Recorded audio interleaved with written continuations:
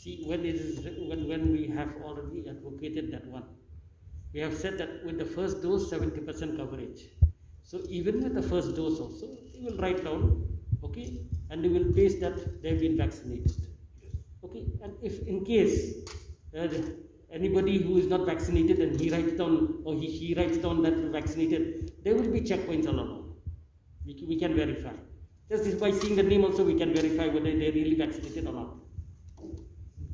Point means at any point of time, you have the traffic police out there. They will see that vaccination status. They will see the name of the person. So if they want to check out, they can just send it to us. We can just check whether this person has a name. Only by the name. Only by the name we will know. There is no code. Why? There's no problem. But they have only to display the certificate. I am not vaccinated. That's all only.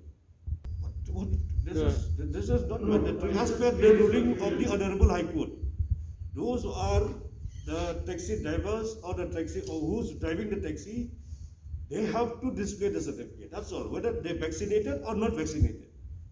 Why we have asked that vaccinated and non-vaccinated? A person who enters any shop or any cab or taxi, okay, and they see the status of not vaccinated.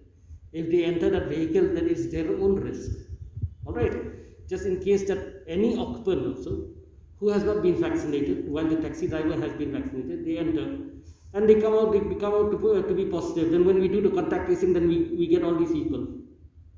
Okay. The idea of why we are asking that people should go for vaccination, we have seen that if you contract the virus after vaccination, the course of the disease is not so virulent vis-a-vis with the people who have not been vaccinated. That is why we stress again one more time here.